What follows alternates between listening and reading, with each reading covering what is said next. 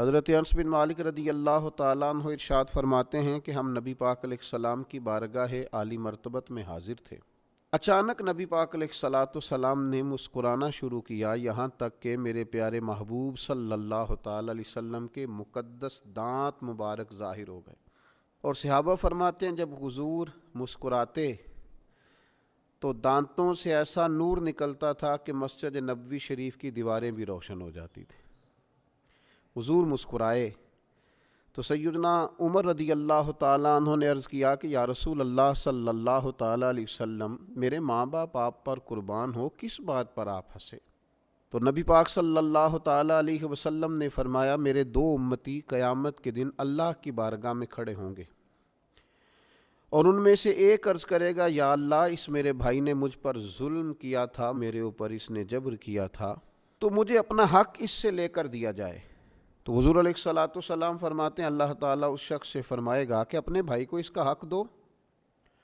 عرض کرے گا، مالک میرے پاس تو اب کوئی نیکی بچی نہیں، کہاں سے حق دوں؟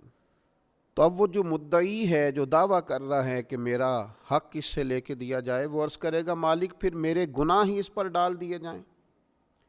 حضور مسکرا رہے ہیں، جناب انس بن مالک فرماتے ہیں، لیکن اس بات پر آ کر حضور کی آنکھوں میں آنسو آ گئے۔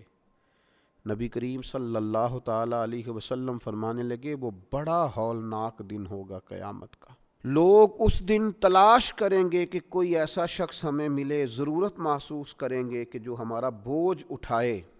اب وہ شخص عرض کرتا ہے، مالک میرے پاس تو کوئی نیکی نہیں ہے، اور یہ کہہ رہا ہے میرے گناہ ہی اس پر ڈال دیے جائیں۔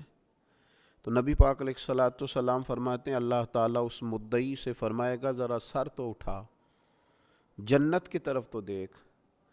تو وہ جنت کی طرف سر اٹھا کر دیکھے گا اور دیکھ کر عرض کرے گا، مالک میں ایک چاندی کا شہر دیکھ رہا ہوں جس میں سونے کا محل بنا ہوا ہے، ہیرے جواہرات سے مرصع ہے وہ محل۔ اے مالک، کون اس کا مالک بنے گا؟ یہ کس کو ملے گا؟ تو اللہ تعالیٰ فرمائے گا، جو اس کی قیمت ادا کرے۔ تو وہ عرض کرے گا، مالک اس کی قیمت کون ادا کرے گا؟ تو اللہ تبارک و تعالیٰ فرمائیں گے، تو بھی اس کا مالک بن سکتا ہے۔ تو بڑے تجسس سے، بڑے شوق سے عرض کرے گا، مالک میں کیسے مالک بن سکتا ہوں؟ تو اللہ فرمائے گا، تو اپنے بھائی کو معاف کر دے، میں تجھے اس محل کا مالک بنا دیتا ہوں۔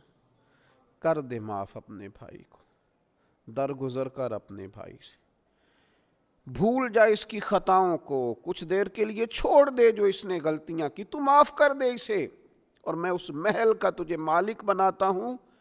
نبی پاک صلی اللہ تعالیٰ علیہ وسلم ارشاد فرماتے ہیں، وہ فوراً عرض کرے گا، مالک میں نے اپنے بھائی کو معاف کیا۔ تو اللہ تبارک و تعالیٰ ارشاد فرمائے گا، اس کا ہاتھ پکڑ اور پھر اسے جنت میں ساتھ لے جا۔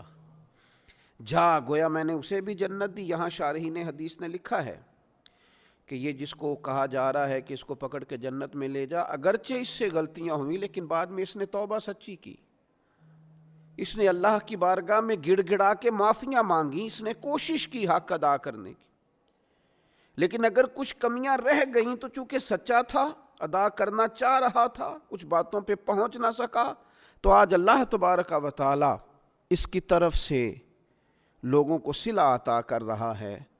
اللہ فرماتے ہیں، اس کا ہاتھ پکڑ اور جنت میں لے جا۔ اللہ کے محبوب صلی اللہ تعالیٰ علیہ وسلم نے نتیجے کے طور پر، رزلٹ کے طور پر یہاں ایک بات ارشاد فرمائی۔ حضور فرمانے لگے، اللہ تعالیٰ سے ڈرو اور باہمی معاملات درست رکھو، اللہ تبارک و تعالیٰ قیامت کے دن مومنوں میں صلح کرائے گا، تو تم یہیں اپنے معاملات کو درست رکھو۔ اب مجھے بتائیے، ایک تو یہ نتیجہ نکلا کہ مالک کریم کتنا ہے، مہربان کتنا ہے، توبہ کرنے والے پر عطا کتنی۔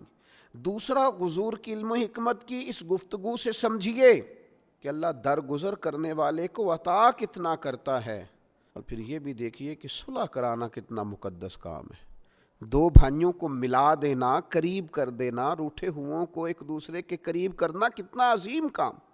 تو نبی پاک علیہ السلام کی اس خوبصورت بات سے، اس انتہائی معنی خیز حدیث سے اپنے لیے موتی حاصل کریں، دل کو بڑا کریں، سینے میں گنجائش پیدا کریں، اور اپنوں کے لیے درگزر کا دروازہ کھولیں۔ اللہ تعالیٰ سمجھنے کی توفیق عطا فرمائے۔